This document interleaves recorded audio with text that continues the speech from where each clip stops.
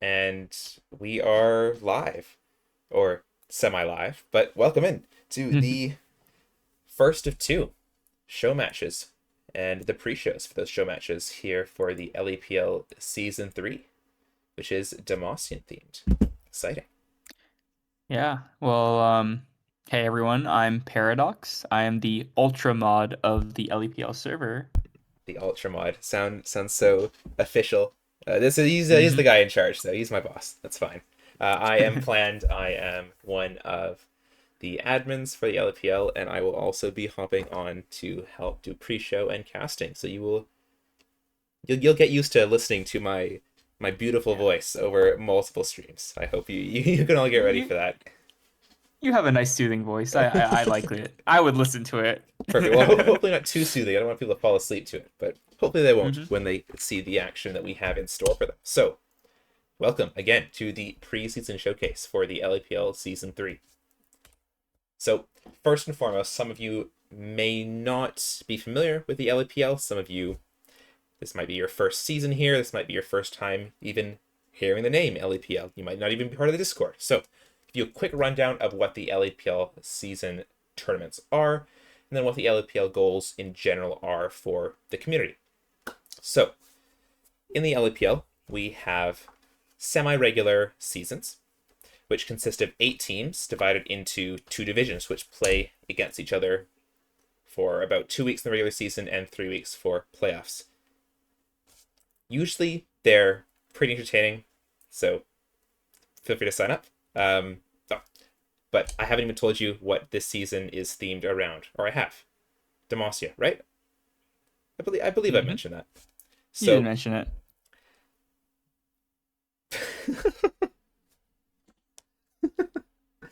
so I'm getting ahead of myself. I'm pretty excited for this season. But we do have 8 teams across 2 divisions.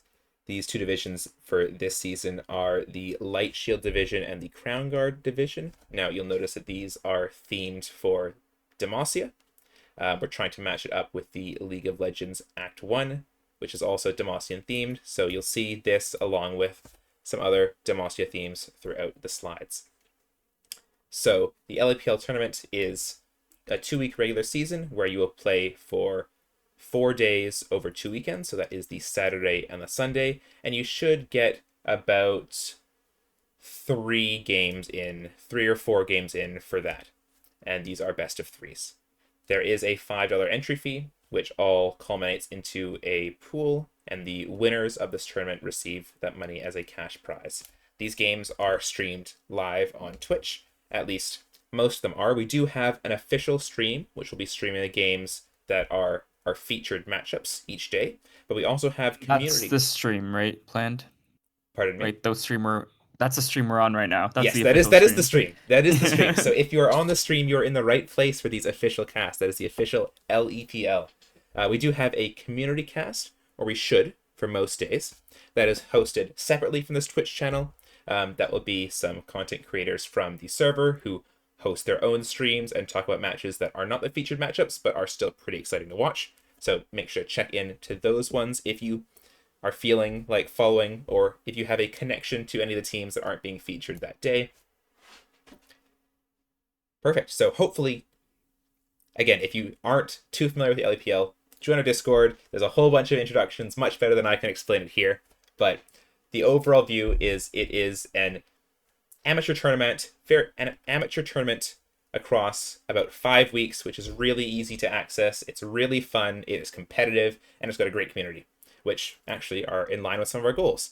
So, like I just said, we are a low elo player focused community. So if you don't want to grind for 3 years all the way up to diamond, or those of you who've done it in a month, I won't compare anyone. But if you don't want to grind up, or if you're having trouble grinding up, or if you're just hanging out in the elo between, I believe it is silver all the way up to emerald, then this is the place for you. This is a place to access the tournaments where you are, checking out a competitive environment, which you can, join a team, you can participate in games, talk with your coach and get some coaching, and play it out in an environment where you are free to, hang out with friends, play in your team. Am Yeah. I missing anything there, I Paradox? I feel like I Well, am, but I just want to give kind of like a personal anecdote here go because, for it. I'm someone who's been hard stuck from silver to emerald, but I do like that competitive environment. I like prepping. I like, playing with the team consistently, and I feel like that helps me personally get better. So that's like one of the reasons why I helped start this community and why we run these tournaments. It's for people, you know, who are in these rank ranges who just want a chance to compete. I mean, I'm sure we all watch LCS, LCK, LPL, and let's be honest, some of us are never making it there, but this is Okay, as close as we can get. wait. No, I didn't want to interrupt you there. I was just, but anyways, yes, it is a good. It's a good, easy to access tournament. It's a lot of good people. A lot of people just want to have fun, play with their friends. So join up. You might not be paired with your friends because on draft day the captains get to choose their teams, but you will be paired up with people who do want to play the game, do want to improve, and captains who are there to help you succeed and help support you in whatever ways they can. So it's a good environment. You should consider joining up. Which brings me into our next slide. So people who have joined up, this could be you.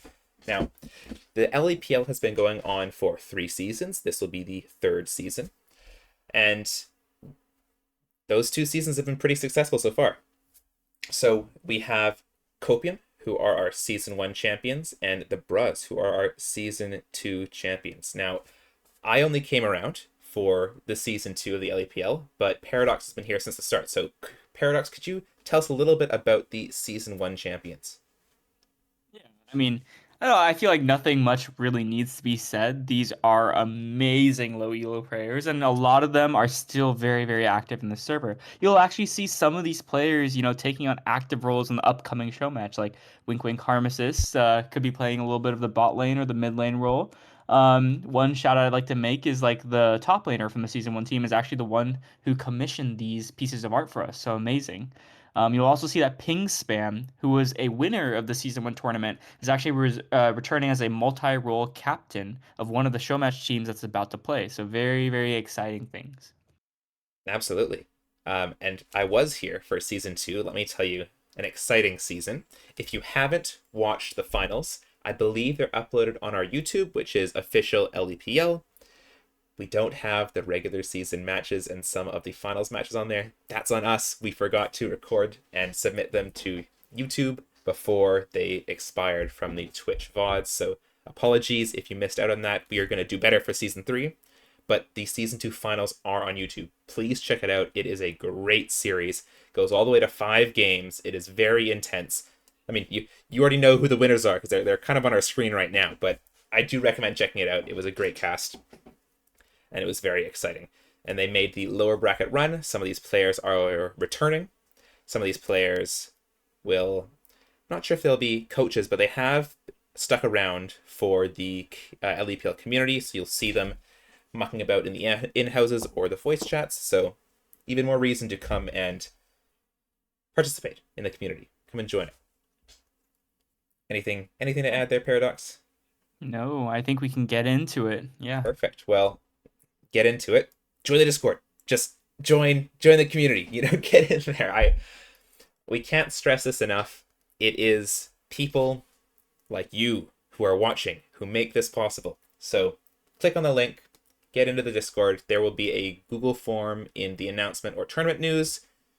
When this is live, you should be watching this on the Saturday if you are in the North American time zone.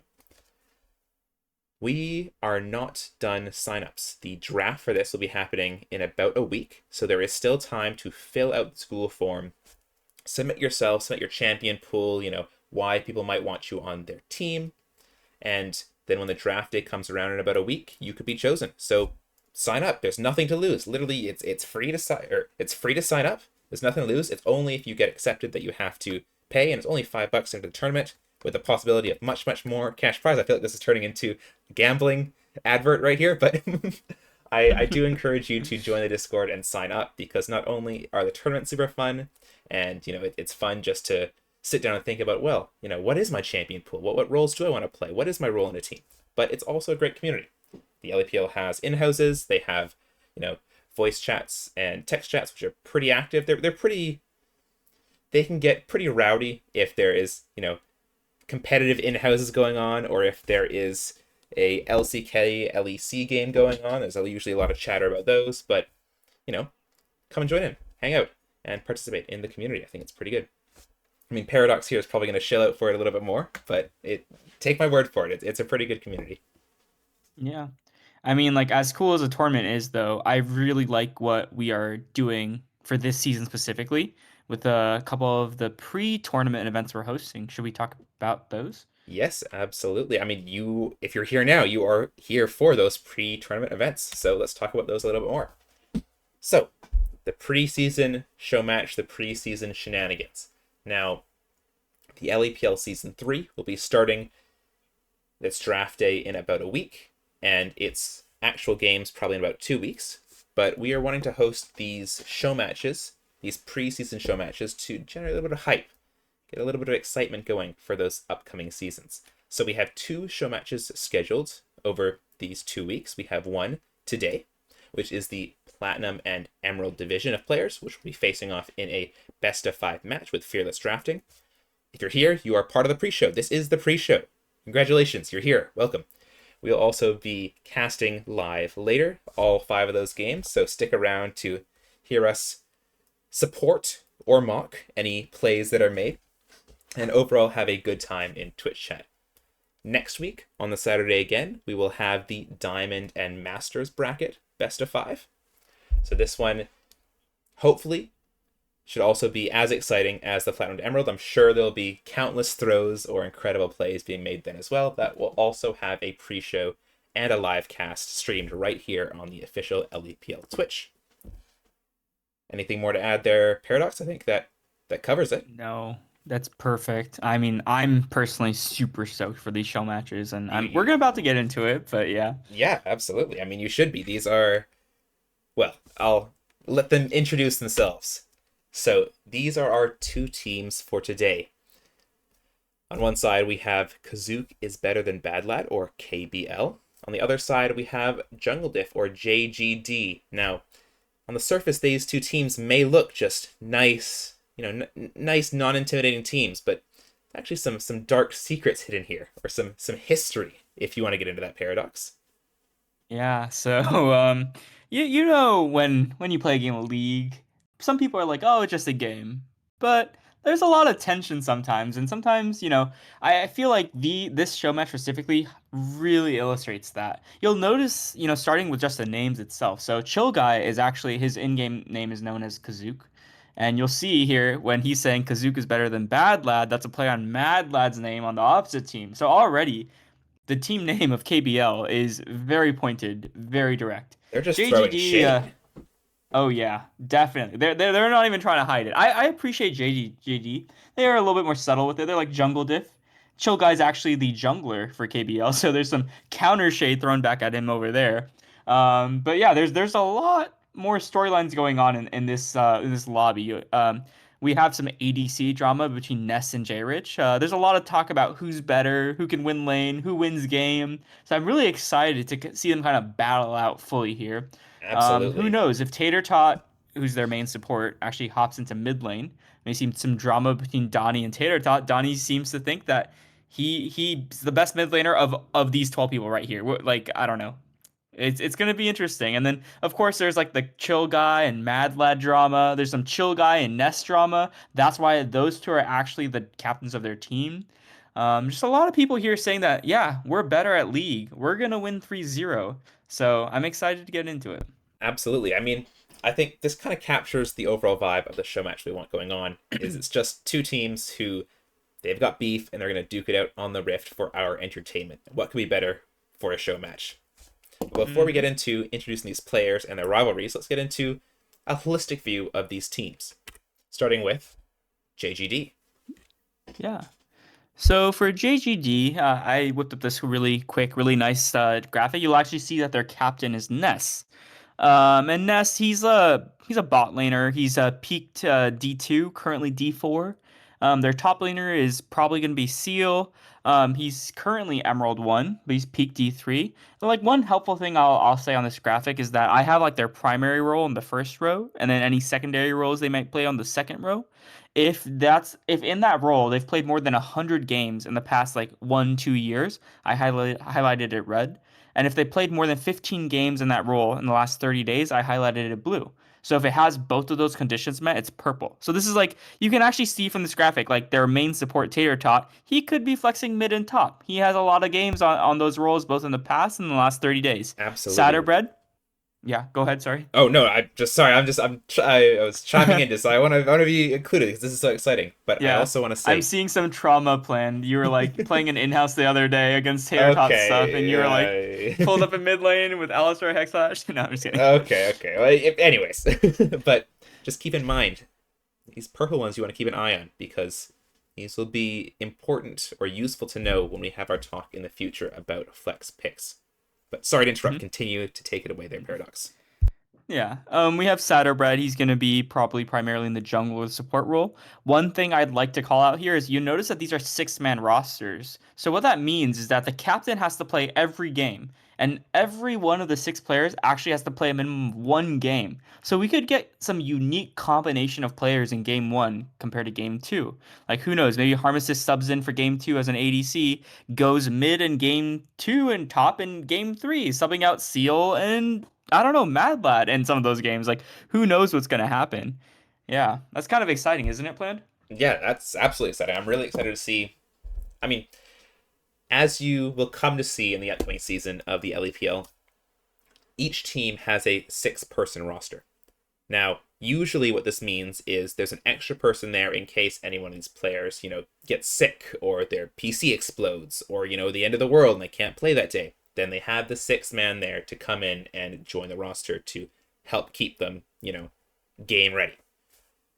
However, some of these rosters have done something a little bit different in that they have used all 6 players in an entire series. So they will swamp out players depending on what they think could get them an advantage, which is really exciting to see because you might see one matchup at the top and one person is, they're obviously stopping the opponent, but then they get swapped out. Maybe they move to mid. There's a new top laner, and the roles get reversed. And now this new top laner is a different champion pool, and there's lots of interesting little matchups and little micro games that can happen when you have a 6-player roster. So I think that's something that's super exciting to see. Yeah. And I'd also like to point out one last thing about this team before we move on from JGD to KBL is some of you may be asked saying you're like rank isn't everything, like rank is like whatever. So we have another column at the very end called in-house stats. So these are in-houses that have been conducted in the server over the last month, and this is as they're playing people of similar skill levels, the people on their team, people on KBL, people on JGD, or everyone else in the server.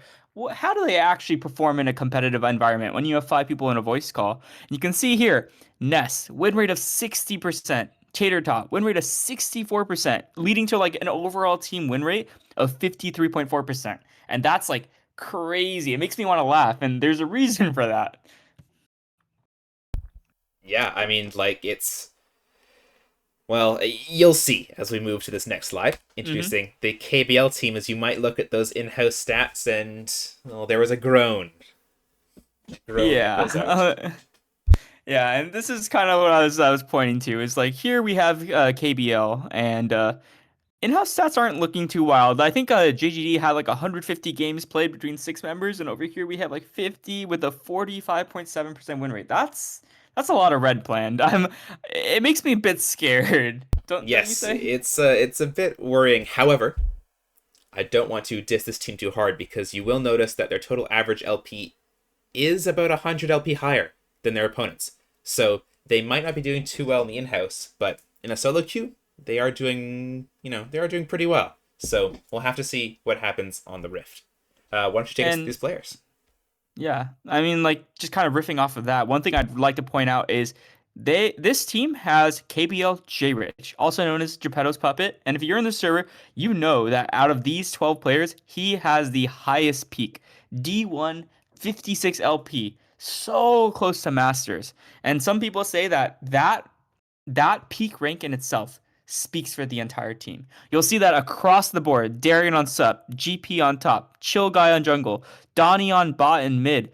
All of their current peak ranks for this split is their best all time. They're performing like better than they ever have in their entire life. Like this split is their split. So I'm very excited to see how they match up because it seems like, they're in shape, they're in form. You'll notice that there's a lot of recent activity in terms of role flex. Like GP recently, last 15 days, has been playing a lot of jungle, lots of mid. Chill Guy's been playing a lot of top, perhaps. Ro has been playing a lot of jungle. Like I'm very excited to see, are these role swaps that they've been pulling lately in solo queue as a result of practicing for potential role swaps in this showdown later on?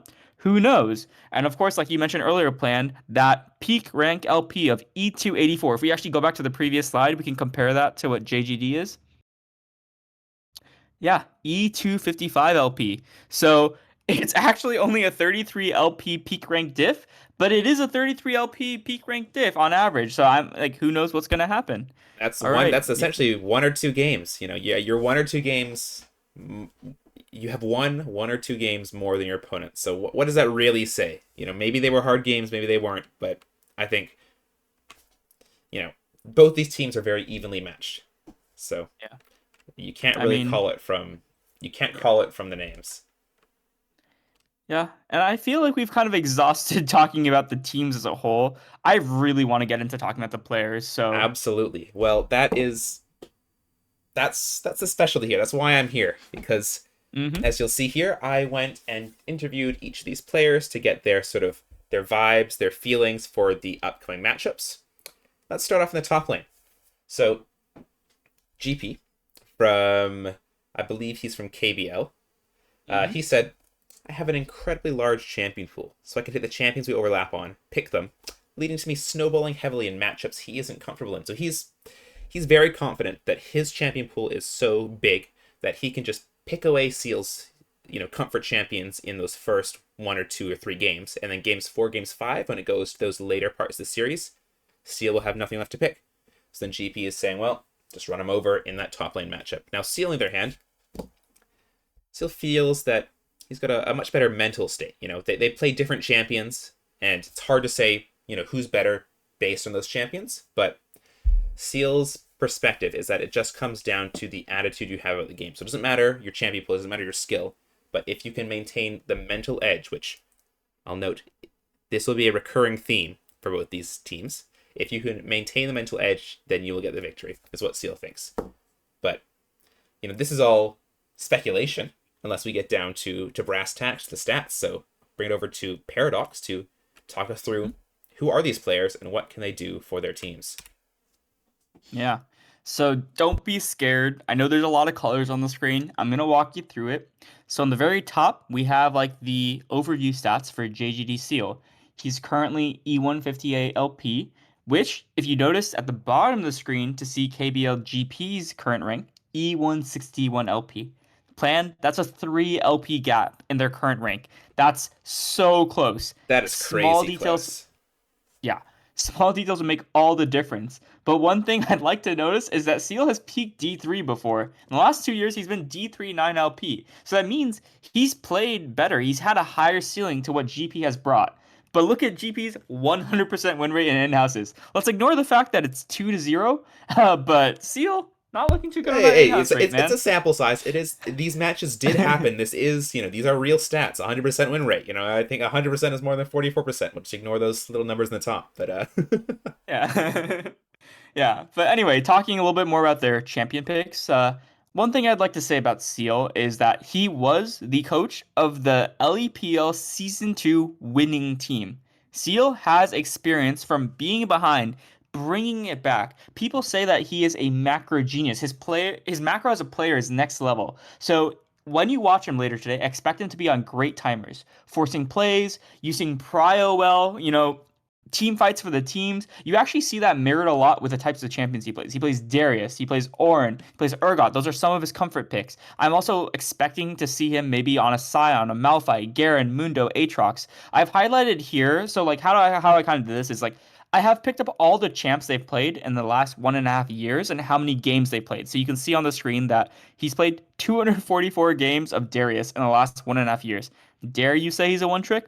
Who knows? We'll find out. And if that champion is highlighted in purple, that means they've played a significant amount of games on that champion in the last 30 days because maybe they're preparing that champion. So those are some of the key picks I'd look up for Seal. In terms of GP, like you said earlier, GP is known for having a champ ocean in the top lane. He does have a bit more of a focus on brawler, fighter heavy top laners, and he always loves to pick to counter pick. He will solo kill in your matchups. I mean, one thing I'd like to point out is the reason why his name is GP is he actually started off as a gangplank GP one trick, and you can see that at the top of his key picks, the most games he's played in the last 2 years or so. So that's something I'm really looking forward to. Will GP bring out the GP, or will that get perma banned against him? Yeah, Mm-hmm. and I have some perspective from casting from the season 2 games in which GP was a top laner for one of the teams there, is that GP does like to play these more brawly or carry oriented champions in the top lane. So GP, to his strength, is a very good mechanical player. So he likes to try and edge out the victories by outplaying his opponent. Whether that works well or not is, up to the game state. But a lot of these champs you can feel are feast or famine champs. So the GP, the Ambessa, the Aatrox, the Darius even. A lot of these champs, either they get ahead and stomp their lane and they extend through that mid game, or they get put behind. And if they are behind going into that mid game, it doesn't feel very good. So I have seen I've seen two types of games for GP. Either he is carrying the team and he's ahead, or he's going and limping into that mid game. Whereas for Sealing on Mm-hmm. the other side is very, I don't know, even keels is one way of putting it. Seal won't, dominate the lane, but he won't go down. Except if he has Darius. Like Except if he I've is seen Darius. Seal Darius, it's scary. It's scary. He is pretty good, but I feel like compared to GP, Seal is more. He can. He, I he's don't know. definitely less for lane, more for the game. Yeah, If that's one way of saying it. His yeah, macro is really thing. You would find him, pushing out waves on Ornn, coming bot to force that numbers advantage on a Drake fight, like things like that. Seal is a very amazing macro based player. Well, I would say GP is definitely more lane focused. yeah. So, but I mean, it wasn't shown in these interviews here, but both these players have a high respect for each other. They both think that each other is a decent player. So I would love to see a matchup in the top lane between Darius for Seal and Gangplank for GP, because I think that would be the true test of who's actually better in that top lane. That would be interesting and exciting for me, but Mm-hmm. we'll have to wait and see for the games later. Sweet. All right, moving on Yeah. to some of Yeah. these What one? flex picks in the top lane. Yeah. So like one thing we highlighted for JGG, oh my God, I can't say this. JGD, you got JGD, Jungle Diff basically, it. is that a lot of their team members actually flex roles. Like here, I want to point out that their main support, Tater Tot, plays a lot of Cassante, Ilaoi, Mbessa, Darius, Yasuo, GP, which are a lot of contested picks. And you also see that JGD Harmesis, their sixth player, plays a lot of Darius, Yorick, Kale, Mundo, Timo. One thing about Seal is that people say is that Seal doesn't have that big of a champ pool. So I wouldn't be surprised if I see some other JGD players actually taking over top lane if this game goes to 5 games, especially considering this is Fearless. Yeah, I completely agree. And I think that I'd be a little worried here if I was JGD, because yes, you are swapping out someone who has a smaller champion pool to put in someone who could sort of take over a different champion pool and provide a different type of pressure for that top lane. But then you'd also be swapping out the macro person in that top lane, right? So will these players, if they're swapped out in the top lane, be able to match that level of game knowledge to be able to help their team succeed? We'll have to see. Mm-hmm. All right.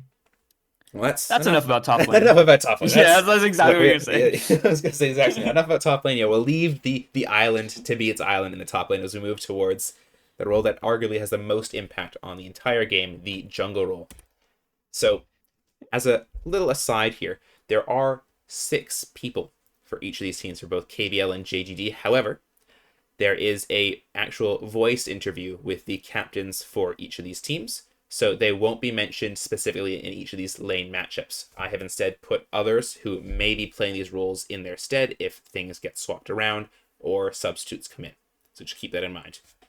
In any case, jungle matchup. So for KBL, we have Ro, and Ro's claim to fame is that he's been getting private chill guy coaching, and states that he's the best jungler in the entire server, not just in this best of five, but in the entire LEPL server. So it's a bold claim.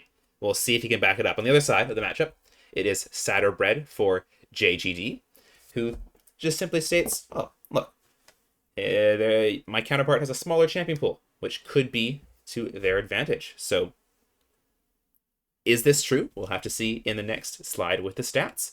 As I'm gonna go back to Paradox here to keep on talking and soothe us with all these numbers and data points.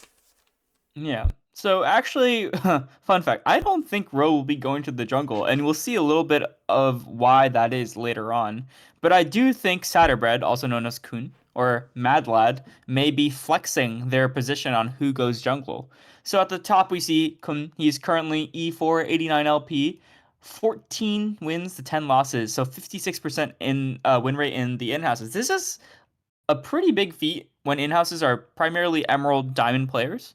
And then we also see at the very bottom, we see Chill Guy, who's the captain of KBL, and he's currently E2 17 LP. So that's like almost a 200, 150 LP on top of Satterbread. But Satterbread has been climbing recently. He's also hit D4 peak in the past, so I'm excited to see how this matchup works, especially since Chill Guy's in-house win rate is 40%. So playing in these same games, I'm pretty sure they've played against each other before. Oh, they have. Some They key have. Oh, they have? Yeah, I expect so. One thing I'd like to point out about Satterbread is that you'll see he has a primarily, at least as for his best champs, they're primarily like 80 Assassin, 80 Bruiser, a lot of Graves, Kha'Zix, Nocturne, Lee Sin, a lot of Zed. And then, if you go down the list to see what he's played in the last like month, you see a lot of, Aatrox, a little bit of Diana, Gragas. And for Chill Guy on the opposing side, that it's kind of like all over the place. I'm not really sure what to think. He has Trundle, Viego. He's played Udyr, J4, and he's played a lot of things recently, actually. One thing, like when I'm playing against in-house as a Chill Guy, I'm really scared about his Ambessa, really scared about his Zahen. I'm really scared about his Diana. I feel like those are key picks that you'd want to keep away from Chill Guy during these games. Yeah, absolutely. One thing that I will mention is that a point we harp on about in the LEPL, especially for the pre-show, if we're going into any of the regular season matches, is that Hmm. champion comfort is king. If someone is comfortable in champion, they are more likely to play decently, they're more likely to get ahead, and they're more likely to win that game. So I do see that Chill Guy has a whole bunch of champions. You could say, a champion ocean, but my question is, how many games on these champions does he have? How comfortable is he playing these games, or sorry, playing these champions in a best of five competitive game, a stream game, do or die? I Yeah. I do think that yes, some of these champs can be very dominating if they get ahead, but we'll have to see what happens, especially when all five people are talking and they all have the same information about the jungler. We'll see if he can get ahead or if he falls behind these champions. Yeah, and honestly, that's one more thing I wanted to call out is that Chill Guy. This is kind of like the word of the server, but most people just say he just full clears to one side. Whereas Satterbread plays on very interesting timings. He will skip camps. He will overstay 30 seconds and he will camp lanes to get his laners ahead. And people say that in a competitive setting, when you're really thinking critically about those type of things, that really screws with the enemy laners of the enemy team and can really get his team huge advantages. But if Chill Guy is full clearing over and over again, he's also getting himself ahead, right? So there's a bit of a trade-off in the way they play the game. One other thing I like to point out about Satterbread is he has great comms. He is perfect on jungle tracking. He knows where the enemy jungler is, what they're going to play for, what their strengths are, what their weaknesses are, and he's constantly calling that to his team. So I feel like that's giving him a little bit of a leg up in this jungle matchup here. Yeah, absolutely. We'll have to see what happens on the Rift going Hmm. into, well, not the games yet, but let's go into what these two are playing with in their mid laners. Yeah. So, the mid lane matchup, we have Donnie for the side of KBL, who said, "Look, the opposing team has five people who can flex mid." Donnie said, "Forget it. I'm confident I can beat every single one of them. It's high confidence going into this matchup. On the other side, we have Mad Lad, who might be playing in this mid lane. Could also be swapped out for, again, there was, I believe it was Ness and Harm Assist, so we might see those in the mid lane. But Mad Lad We'll get said, into it. Yeah. look, if Mad Lad's on mid, then just comes down to if Donnie can keep his ego in check. Because apparently, Mad Lad is worse than Donnie in terms of, just rank. On paper, Mad Lad is worse. But we'll have to see what happens if Mad Lad gets an advantage. Will Donnie be able to keep it together, losing against someone who is lower than him? Have to see. Yeah. Taking a look at these stats, what do they say about them? Whoa. There's a lot Yeah, I here. know. I see what Mad Lad's saying. Mad Lad is currently P3, peaked P2 against Donnie, who's at his peak E350 LP. That is a 400 No, that's a LP 400 gap LP right there, difference. That's plan. crazy. Wow. Oh my gosh. And also, wow. Mad Lad, I can see that 33% win rate in houses. Don't worry, I have a 25% win rate in houses. So don't feel There's too no bad judgment about here. No that. judgment. And there's no judgment here. But yeah, I see what Mad Lad was saying, and I can see he's trying to rage bait Donnie a little bit. Looking at his pool, looks like Mad Lad's been playing a lot of AP mage picks recently. He has lots of games on Syndra, Victor. He's playing a lot of Nivea, Ari, Ace Cast. I'm not going to work my way through the list. You guys can read right there.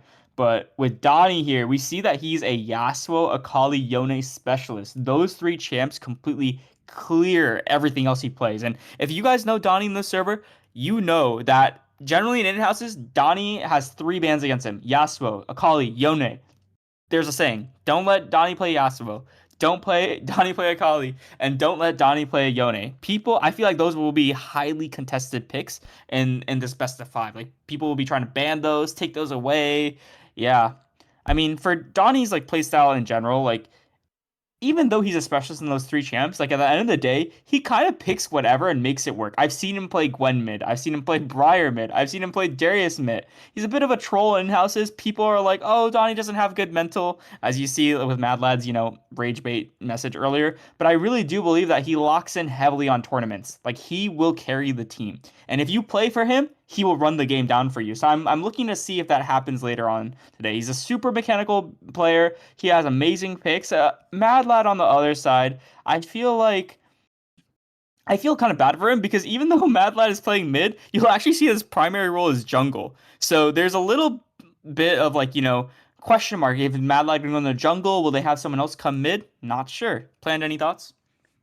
I mean, it really depends on who goes mid, as you were saying, but I think one thing I want to highlight here is if Donnie gets any of those champions, Donnie's going to be going yay. So that is Yasuo, Akali, and Yone. But Oh, Donnie looks like to be a yay. very heavy melee player in the mid lane.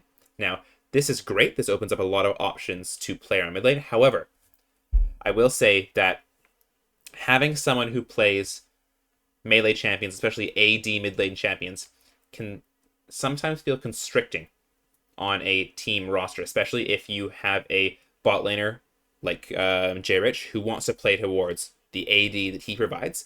If Donnie is also going, an an AD person in the mid lane, if GP at the top lane picks, the ambassador of the GP, that's three AD heavy picks on the side of KBL.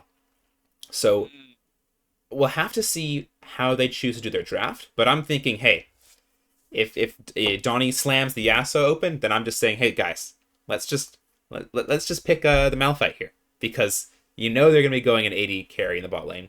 You know that GP is more comfortable on those AD picks in the top lane. So let's bring out the Rammus. Let's bring out that Malphite. Let's get the game going in our favor from level 1.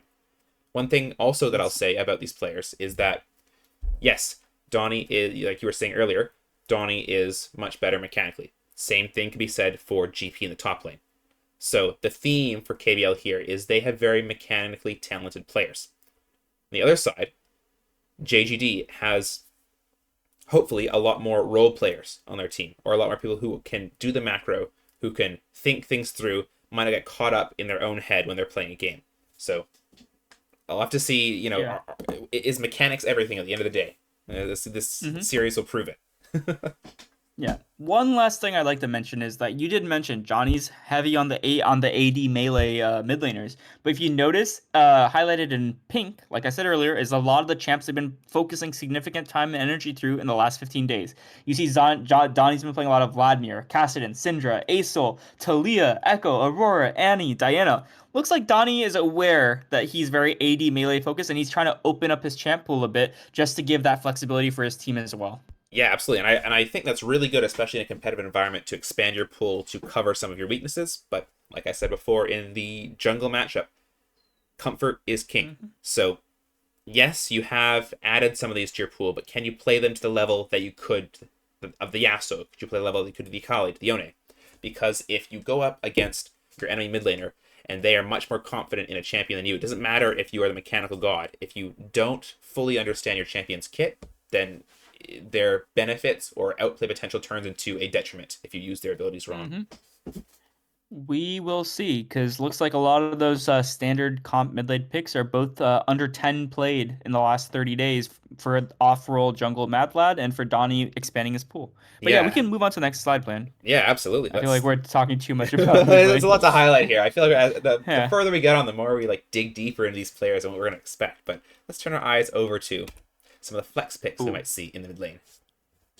And like Donnie said in his interview, they have 5 people they can put mid. I'm seeing that. Harmesis, Mad Lad, Tater Tot, Ness all seem to play a significant amount of mid lane with rapidly different pools. So I'm excited to see where these players actually end up in the show match. Yeah, absolutely. I mean, and even you can see on Tater Tot, they play the Yasuo, they play the Yone. So if they pick away the Yasuo Yone from Donnie, then that's already picks away from their mid lane comfort. So maybe they might throw in a mid lane Tater Tot just to get those comfort picks off the table as they move later into the series. Mm-hmm. All right, moving on to sort of crux of any good team and team fight, the bot lane. So in this bot lane matchup, we have J Rich and Harmacist. Now, again, as a side, the captains aren't focused on these text interviews. So Ness will probably be playing the bot lane, but if not, Harmacist will probably be stepping in. Now, J Rich is an interesting. J Rich is a nice guy, but sometimes he's very direct with what he thinks is going to happen in a game. And for this interview, all he said was, "Chill guy is going to cloud my comms and run my game down with a dumbass invade." And you know what? Mm-hmm. I will have to see if that happens. I mean, if that's J Rich's only concern, then I think that he's pretty confident. If the only concern is coming from his own team rather than the enemy team. On the other side, Harmacist. Harmacist says, "Look, bot lane, that's our domain. We're going to be favored there." Apparently, Harmacist has taken down J Rich, also known as Geppetto Puppet, in previous tournaments. So we'll see if he can do it again for this tournament. I think there's some history there. We'll see, because I know that J Rich, like we were mentioning before when we did the team overview, is the highest ranked player on both of these teams. Harmacist, if you remember, I believe is a platinum level player. He might But be the lowest ranked player on he JGD. might be one of the lower ranked players, but claim to fame is that he actually beat J Rich. We'll see if he can do it again in the bot lane. But let's have a look at these pools, because I think they tell a story here. So yeah, so Harmesis there at the P2 currently, and Jarish currently at D2. It's only Wow, so about that is 800 not LP. It's all right. 800 LP. Yeah. I also have Nest here. I've added Nest here just so we can compare the captain's champion pool as well. So Absolutely, yeah. these D4, D2, around the same area. But yeah, looking into their pools, let's look at Harmos's pool. See a lot of Jinx. We see a lot of Samira. We see a lot of Caitlyn, Vayne, Kaisa. Wow, Harmos's plays every ADC and every style. That is amazing. Okay, I can kind of see what Harmos's was saying where if they got the better of J-Rich in a tournament in the past, it's probably due to being able to play almost every type of ADC very comfortably. Would you agree, Plant? Yeah, 100%. I think that, again, you'll hear me harping on this, saying for hours and hours, comfort is king. I think if you can play a bunch of these different types of ADCs, either hyper carries or more skirmishy oriented, the early game, dive oriented, if you want to peel, if you want to poke, there's a whole bunch of different styles that Harmacist can play. So I think that goes hand in hand with JGD's style of being very flexible, being very, malleable. they have a lot of different comps and types they can play towards. Other side, Yeah. I mean, What? Yeah. I was I mean, just I'd like to talk about Ness really yeah, go quick for it, go though. for it. Yeah, so obviously Ness is probably the primary bot laner for JGD, and if you compare his champ pool to Harmless's champ pool like immediately, you'll see that he's really lasered in on a couple champs. And honestly, most of those champs look to be APCs. We see Vel'Koz most played. In houses, Vel'Koz is perma banned against Ness in the bot lane. Like if you have Ness on Vel'Koz on your team, that game is chalk it up as a win. You won. Like Ness on Vel'Koz, insane. Like he does, like looking at his key picks here, I'm pulling a lot of this actually from in-house data, from games I've played with him, from games where people are like, we have to ban these champs. We see a lot of Vel'Koz, we see a lot of Vigar. More on the AD side, we see Xayah and Twitch. Ness's most played champ in the last 30 days is Twitch, so I would definitely that's going to be brought up one of the 5 games. He plays a lot of Brand, Swain, Mel, Victor. Wow, a lot of APCs in the bot lane there planned. Yeah, absolutely. I mean, I think I find in the bot lane that APCs are a little different than ADCs in that you have to hit your skill shots, right? Like ADC, you auto attack it. That's like it's in the name. You are attack damage. You auto them, they die. Whereas APCs, they're reliant on their abilities. So if you can't hit skill shots, you won't do any damage. Now, Ness is very good at hitting skill shots. I I won't comment too much. There's one Twisted Fate versus Veigar mid lane game that I played against Ness. We won't go into it. We won't review it. That's fine. It's just it's something that I don't want to remember. That's how it went. So I think that if Ness is in the bot lane and gets his hands on comfort picks, their team's gonna be flying smooth. Mm-hmm. And like one other thing I'd like to point out too is in-house win rate. Geppetto's Puppet plays a lot of in-houses. Ness plays a lot of in-houses, but Ness seems to be doing pretty good in that comp atmosphere of the in-houses we host. I don't know why that is, but one thing I'd like to point out about Geppetto is even though he's pretty high ranked, what Geppetto is known for is he is amazing weak side player. Like if he gets zero jungle intention, if enemy jungler ganks him 3 times, he's still going to be up 30 CS. And because of that, if we go to the next slide, we'll actually see that Geppetto, or J-Rich, leans heavily towards hyperscalers. We see a lot of Yanara, Aphelios, Smolder. Ezreal's kind of like a different type of pick there, but it's there because it's a great blind pick too. So Geppetto is really, really good at scaling matchups. He doesn't really like go too heavy on lane with like Kalista, Draven, those types of picks. He's content to just go up CS, play for late games, get Drakes, stack it, win game. 30 minutes, 40 minutes down there, he's 7 items. He's taking over that game. So one thing I might say is like Harmless's earlier claim where Harmless is known as an ADC that's also incredibly reliable at going even against higher rank ADCs. A very, very measured gameplay in previous tournaments. So I can see worlds where Harmless is playing to go even. Geppetto is not playing Draven Callista. He's playing Hyperscalers where they just both go even in their matchups. So because of that, I know Geppetto plays Graves, Ivern Jungle. He also plays his infamous Bard's support. Maybe they would put someone else on ADC if Harmless goes ADC just to match skill levels and give them a lead somewhere else with Geppetto's D2 macro and knowledge. Who knows what's going to happen there? Yeah, absolutely. I mean, it's one of those things where you have to realize, look, I have a talented player, but how can I get the most out of this player?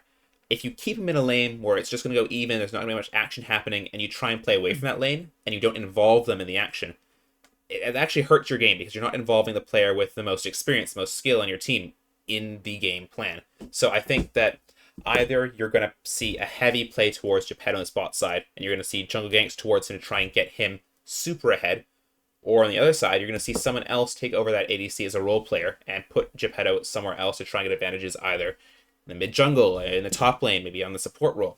We'll have to see. But As yeah, we, I mean, like one other thing I'd like to point out is Geppetto has quite a bit of APCs as well. He plays the Hui, he plays the Mel, and I know we don't really have that on the screen here, but he plays other champs as well. So I can see champs like Jinx, champs like Sivir, like champs that are generally good at scaling, matching APCs, start to gain prio in this best of 5 as well. And like one other thing I mentioned is like, oh, having Geppetto go to another role, Donnie could come to the ADC. Donnie has a lot of ADC games in the last couple of months actually. He plays a lot of Tristana, Ashe, Kai'Sa, Ezreal. These are great comp picks as well. So who knows what's gonna happen? yeah, exactly. Who knows what's going to happen? But I mean, as a lot of bot laners will say, everything that happens in the bot lane comes down to these next players, which will be our supports. So looking at the support matchup, we have Darian for KBL, and we have Tater Tot for JGD. Now, Darian thinks he's the better support, no matter who on their team decides to play against me. And as a little jab towards the enemy, apparently Tater Tot thinks Rek'Sai support is the answer to Twitch ADC. I don't know where that's come from, maybe some in-house stories there, but either way, Darian is very confident on his superiority in the bot lane. Match that up with Geppetto, and you have what looks to be on paper a hard stomping bot lane. On the other side, we have Tater Tot. So Tater Tot can also go mid lane, also a top lane, as we did see before in those player overviews. Apparently, Tater Tot thinks, look, my lane opponent's pretty even. They are higher ranked than me. So, they haven't seen Darian too much. So they can't speak on his skill, but he's confident in himself. He says that, look, my opponent may be higher than me. I may not be the highest ranked player, but I can hold my own and I can get ahead when it matters. We'll see if the stats match up, though. As you can see, they are actually decently evenly matched compared to our previous comparison of Harm Assist and J-Rich. Yeah, for Darian, we actually see him. He's E179 LP peak. Once again, so close to Diamond, with Tater Tot currently at Emerald 3. So a bit of I think a 200 LP gap there, but I mean, what's 200 LP when you're both Emerald? Like small decisions will make the game. Your ADC diff will make the game. I think I want to comment a little bit about Darian. He is a great support. He is really good at matching roam. So if you gank mid, he'll be there to counter hover as support. He will be at grubs. He will be wherever you need him to be. If you're exposed on mid lane, Darian's there watching you with his Lulu. Darian's just an amazing player in general. And then talking a little bit about Tater Tot, I don't know how to say this, but if anyone knows Tater Tot, uh, Tater Tot is Tater Tot. He has insane mechanics, insane roams, and honestly, kind of an insane playstyle if you ask me. Um, yeah, I will say in in-houses, you can see his win rate, 64%. I think that's the highest out of any individual player right now. He's pretty much gapped every support on the server. Though I do know Tater has not played much against Darian, so I'm interested to see how that pans out. So we'll let his gameplay speak for himself. He is known for insane roams. Tater Top will roam through top, level 3, kill the top laner, and then come back bot and top lane's over and he's there for his ADC. So things like that. Teratot has insane roams. He's known for his champ Ocean, which we'll see later on, and he plays very, very hard for bot lane synergy. So, kind of looking at the stats here a lot, we see Teratot with a kind of heavy focus on Alistar, Maokai, Poppy, Thresh, Pyke, Nautilus, Nico Bard. These are very playmaking heavy supports, right? Planned. Teratot wants to gank lanes. He wants to roam. He wants to make things happy. I mean, not happy. Sorry, happen. And Yeah, while as Darian, he has a lot of picks like Braum, Alistar, Karma, Thresh, Not, Rakan, Macau. So these are also a little bit more playmaking supports, but I'd say they lean towards more team fights. Supporting the team in a 5v5 setting type champ picks. What's your take on that, Planned? yeah. So looking at these champ pools here, I think that Tater Tot with the Alistar, with the Poppy, the Pyke, and the Bard especially, these are all champs that make such a huge impact when they can roam successfully. That Bard ult, especially against immobile mid lanes, immobile top lanes, is game changing. The Poppy and the Pyke can get around the map very fast with their abilities. And the Alistar, as Alistar, anywhere you can hex flash out of a bush and interrupt the opposing laner, you're winning. On the other side, like you mentioned, yes, Darian. I'm looking at the Braum, looking at Karma, that Rakan as well. So a lot of these champs are a lot more, especially for the Braum and Karma, you are not engaging with these champs. Yes, you can flash Braum ult. Please don't do that. But a lot of these champs are more protecting the carry. You want to play towards your Fed members and peel them. You want to make sure they can deal damage safely without the opposing players jumping onto them. So I think it's going to be an interesting matchup to see whose influence wins out in the game state. Is the game going to turn into both sides just finding roams and engaging the other person, or is it going to turn into, look, this is my carry, you're not going to get near him? That's sort of what I'm looking at here. It's the unstoppable force versus immovable object. Can Tater Tot find the roams and engage onto these carries, or can Darian be there to prevent the roams and peel their carries? That's sort of the dichotomy that I'm looking at here. Mm-hmm. And like one other thing I'd like to point out is like once again we said earlier that Satterbred, he's their main jungler, has the chance of like moving support. He has played Bard and Thresh and in-houses and been amazing at that. So that's just something to point out that Tater Tot plays Thresh and Bard, right? So like if those are early picked, who's going to the jungle then? Like who's playing what role? And one thing I like to point out on the team for KBL is that their sixth man row is a support and jungle specialist. And specifically, if we go to the next slide, Absolutely. Oh my Rose, goodness, all this yeah, data. yeah. Rose's number one pick in the last 2 years, most recent, is Vel'Koz. 150 games played of Vel'Koz support. And once again, we said Ness's best pick on APC is Vel'Koz. I will say that Vel'Koz is going to become a very contested pick. I feel like teams will be planning drafts around that pick. Who will get it? What they can do with it? Rowe has some crazy picks too. Like it looks like he's focused on very off-meta, very volatile supports with Yeah, I'm looking at that fiddlesticks there at 100 games played in the support role. That's what's up with that.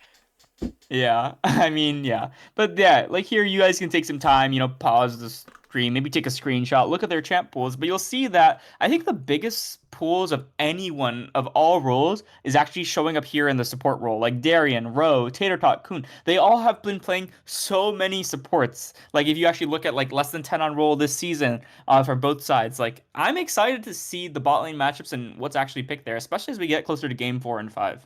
Yeah, and I mean, as someone who has played a bunch of support before, and someone who has also played some bot lane, support matchups kind of dictate that early laning phase. So getting that support counter pick or support that works really well with your jungle and team is essential. So that is sort of why you'll see a lot of these supports have gigantic champion pools.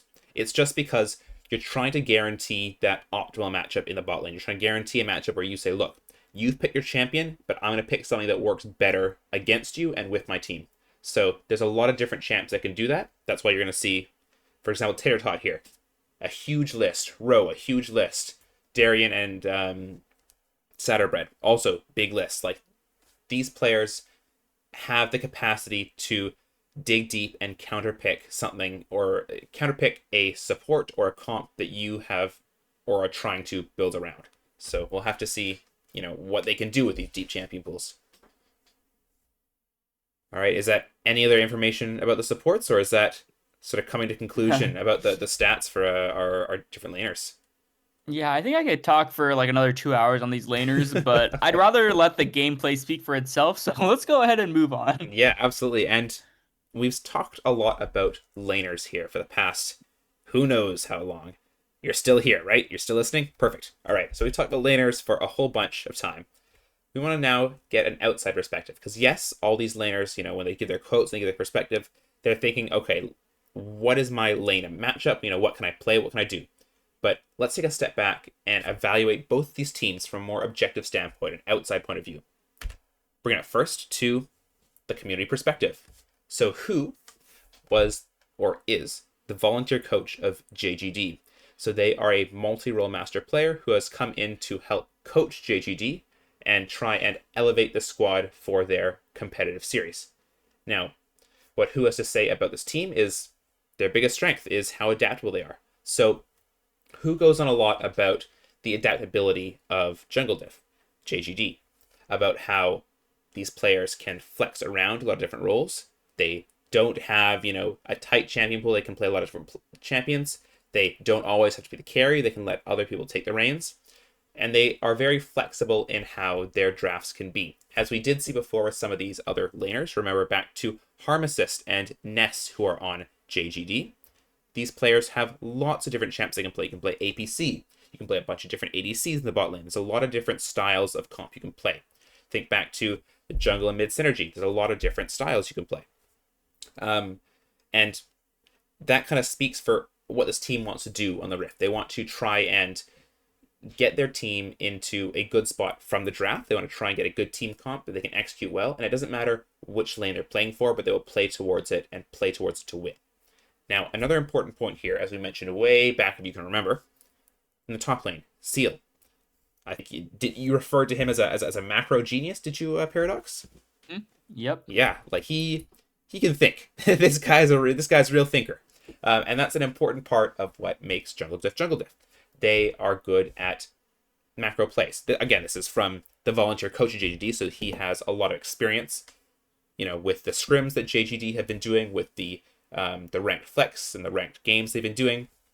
He's able to see that they are very flexible in how they do stuff, and they're very good macro.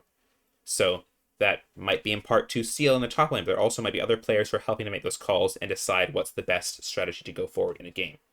Now, who says that in a 5-5, in a best of 5, adaptation and teamwork tend to matter more than individual pop-off moments? That is where this roster really shines. So this roster apparently has lots of adaptability, and they aren't going to just have one-off pentakill moments leading into like a 30-40 mini game, 3 Barons, and then they finally lose in a base race. Like this team will make correct macro decisions and push their team to victory that way, rather than trying to hand stiff their opponent. Now, on the other side here, you might be wondering, what's this question? Thoughts on the lack of a coach for KBL? This is very interesting, and I'll bring up that more in the next slide, but KBL, or Kazook is better than Bad Lad, has opted not to pick up a coach for the show match. I'll repeat, they have not picked up a coach.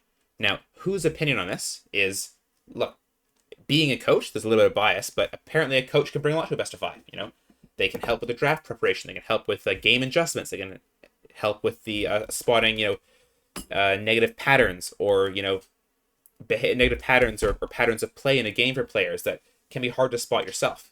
I know that if you have ever tried to review your own game, sometimes, even myself, I'd like, oh, I died here. Man, that sucks. Let's go to the next death. You don't actually look in depth to what happened, and that's what a coach can come in and help. They can come from an outside perspective and say, hey, this is what happened, this is what you need to fix. So having a coach, at least from whose opinion, is very, very helpful. Going over to the other side here, we have, interesting, we have a little bit of a textual error here, but this is Salty, who is not a coach, but is just an associate of KBL.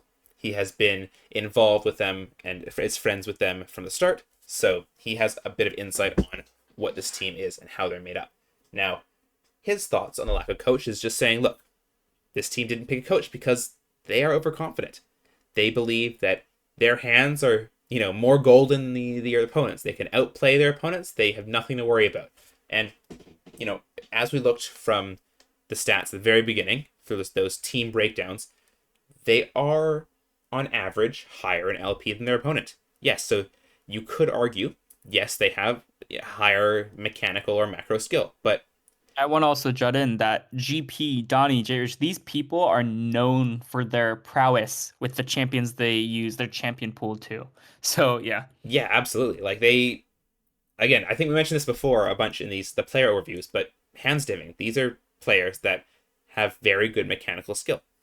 So, you can't take that out. Like if they have mechanical skill, what do I have to worry about? But I feel like we were saying before, having a coach can bring in that outside perspective and let you think about things you might not have considered before. Like, what if, we engage a fight this way? What if we think about how we're moving around the map together instead of individually? So I think that we'll have to see if not having a coach is to their benefit or detriment in this match. Now, Yeah. remember, I mean, one more thing I'd like to point out too is JRich was a season 2 coach for a very successful team in the LEPL as well. So we're saying that, they don't have an official coach, but I think JRich has also kind of stepped up and taken the role of a coach on that team itself, like reviewing plays. Where can we go? What can we do better? How can we improve, our objective setup, things like that. So just one thing I wanted to point out. No, I see, and that's a good thing to point out because, they might not have a coach. They do have, more senior players in the team who can bring that knowledge from their experience in Diamond and High Diamond and explain it to their team and try and get them to see their different perspectives like a coach would. So I think that's a good point to bring up here. Now, we remember that JGD, their whole theme was adaptability, at least from the perspective of who? Their volunteer coach. On this side, from the perspective of Salty, this team is all about synergy, all about familiarity. So these players have played League together for upwards of 2 years. I wanted to say 2.5, but I don't actually know if it's 2.5, but upwards of 2 years. So they are very familiar with how each other play. They're very familiar with each other's people. So I think they have a lot of synergy that has built up over that time. Um, Now, the next point here is that they're a good scaling team. This kind of speaks more towards, remember, like we were saying, for J Rich is the highest ranked player and plays ADC. They scale towards J Rich and those, hyper carry picks. So I think that Salty says that they are great at sacking the early game, maybe going even, but in order to ensure they have a stronger mid and late game. So I think that's what this team sort of expects when they play with each other. They say, look, I know how these people are going to play. I know that we're playing for the late game. I know how to adjust my lane or my play style around that. We're back to Chill Guy. I remember that Paradox was saying that he was known for full clearing. Is that right? Uh, well, he may not be known for it, but I think compared to Satterbred, like in the style of jungling, like Chill Guy's like he's more willing to full clear and kind of look for plays after that, whereas Satterbred's more willing to skip camps and kind of camp lanes. Yeah. Right, makes sense. So I mean, continuing on with the theme of, look, we know what our goal is. We know we're going to win the late game, so we're just going to build up those farm. We don't need to make something happen super early. We can let them take the first or second dragon. Let's make sure that we are all strong and we can go in together for a team fight and win the game. So I think that they have that synergy going for them. They're very familiar with how everyone plays in the team, so I think that's going to be to their advantage. Whereas on the opposing side, for Jungle Diff, these players, some of them have not played with each other before. There are some newer players that are playing together, and they haven't had as much time to get acquainted. Yes, they've been playing together for a week, and they've had lots of scrim games or ranked games, but it's not the same as playing together for years and years. So we'll have to see if that synergy there is what makes or breaks the game for both of these teams. And like one thing I like to point out is like that's why we call KBL kind of like the old blood team, and we call JGD as the new blood team because obviously JGD they're playing a lot more in-house games recently. KBL they're more relaxed. They're like, hey, we've been playing together for so long, like so there's that kind of dynamic going on as well. Yeah, absolutely. So we'll have to see what happens in the Rift. Both these teams have a lot to prove, and both these teams have a lot to lose from this game. But before we get into the games, we do have some voice interviews from the captains of each of these teams. So first up, we'll have Chill Guy, who is the captain of KBL. And this was a voice interview that was recorded and cut. Please don't judge our editing skills. We are doing our best, but give it a listen and see what you think. How are you feeling going into the show match? Are you ready? You prepared? You feeling good? Oh yeah, I'm so ready. I'm just waiting for the time to come, to be honest. If I could speed it up for it to happen now, I would. Oh, lots of confidence. I like it. And how's the team going so far? I know you've played with a bunch of these guys before, so like, is it pretty easy going to play with them, or? Oh yeah, we got plenty of synergy. We've played with each other plenty of times. Those other guys, I think that's one of their biggest lacking is their overconfidence, and then also their lack of synergy. Yeah. So I think they're going to have a really big advantage in that. Any predictions for the series? You think it's going to be a quick, easy 3-0 stomp? You think it's going to be a closer series? I've heard a couple different things from different players, so I wanted to get your perspective on it. And for context, the enemy team has said that they are going to 3-0 you guys. So give your guys' opinion on that and your take. Oh, well, first off, what I think we're going to do to them is either we're going to 3-0 them, or we're going to be 2-0, and then we want to mess around for a game, and then we're going to lock in something like weird as hell, and then just have some fun, and then we'll finish them off, edge them a little bit. Yeah. And then what I think about them saying that they're going to 3-0 us, yes. I think they should be less worried about 3-0ing us, and should be more worried about winning a singular game. A couple people have said that you are the hothead of the team. So you're very passionate when it comes to your in-game. Any comments on that? I think Ness is just a crybaby and doesn't like when people are honest. So high key, that's just his fault. Because I know damn well that's Mad Lad and Ness who said that. And then Mad Lad is just like low-key gaslighting Chungus, to be honest. Wait, we'll get to the Mad Lad in a second.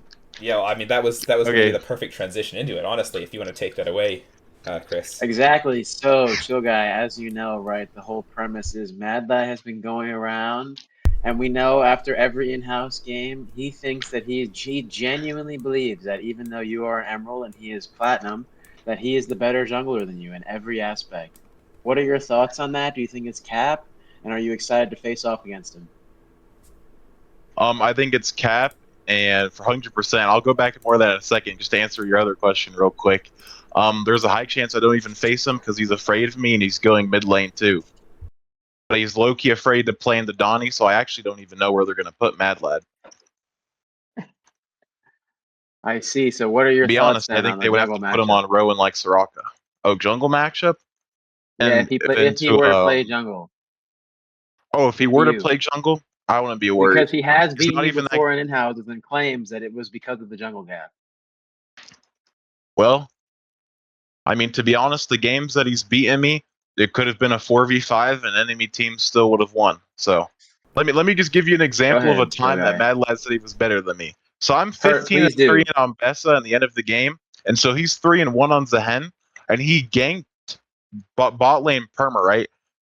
And then we lost the game, but Playing we the had game it or just was cutting out? blue on enemy ADC, and he was like 20 and 0 on Twitch, and then Mad Lad had 3 kills and like lowest damage in the game, and then he said it was jungle diff, bro, and I'm freaking 15 and 0 with Geppetto bar top lane. What should we be looking for in the draft of the show match? Like, what do you guys? Great I'm not. question, Don't great give away question. too many of your strategies, but like, are you guys playing hard towards the bot lane, hard towards the top lane? Where can we look for your power picks?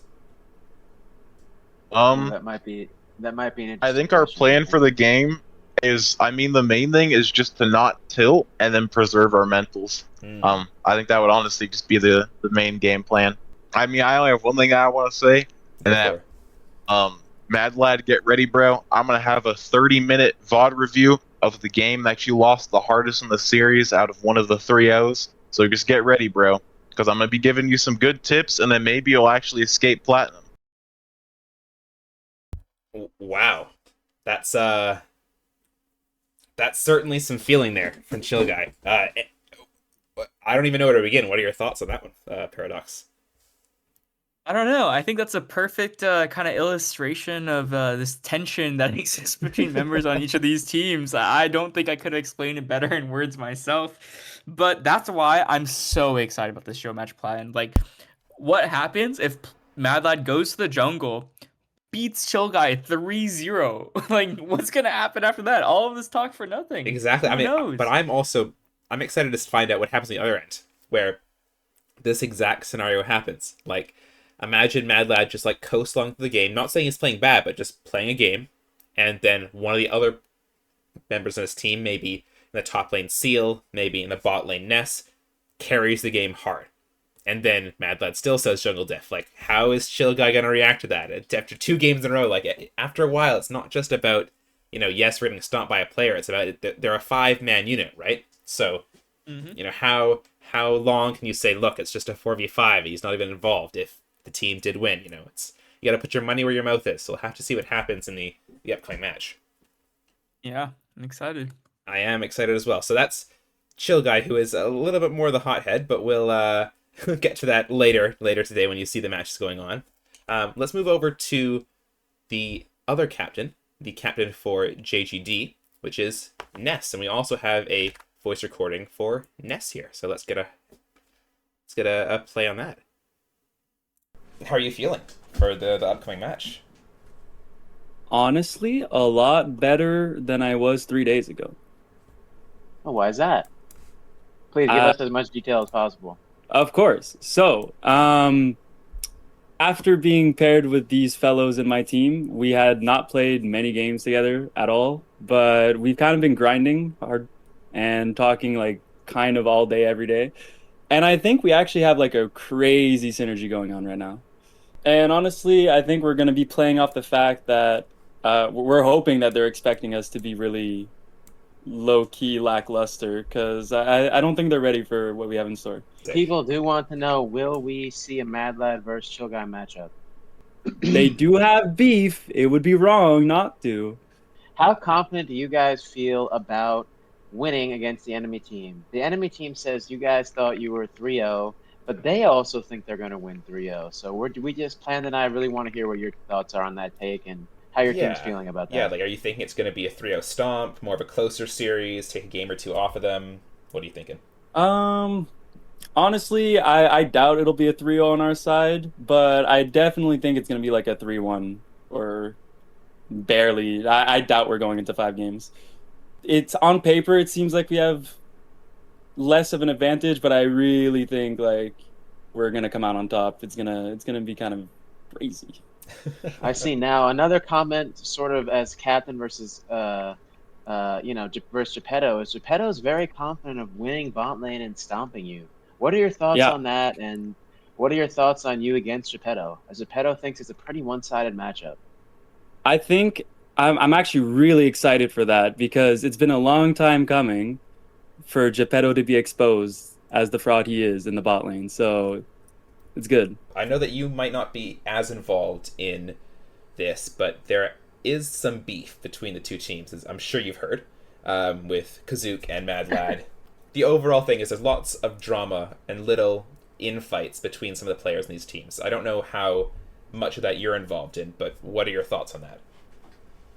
Honestly, I think the beef just makes it more compelling to try our hardest to win, because now we all have something on the line, so everyone's really trying their best. Do you have He anything did. that you'd like to say to the enemy team or anyone in particular about the games? For sure. I think the only person who's going to carry any of their games is going to be Donnie. Ooh. Really? So Kazook's not going to be on there, GP's not going to be on there, no Geppetto, it's No just going to be Geppetto. Donnie. Because I think Geppetto thinks he Donnie is is their best clearly better. chance. I know, and they're going to play around him, but low key, I think they need to play around their mid lane. All right, and that was the interview from Ness. So you can see still a lot of beef there, not only in the jungle between Kazook and Mad Lad, or Chill Guy and Mad Lad, I should say, but also in the bot lane between Ness and J-Rich. Yeah, very delicious drama. Yeah, I am excited to see this play out on the Rift. I mean, I'm sure that people will be excited for us to show in-game or post-game comms and chats between the teams. I don't think we can show those for terms of service reasons because I'm sure they will get heated after each of those games. But man, they're gonna show it on the Rift. They're gonna come out swinging. That's for sure. Mm-hmm.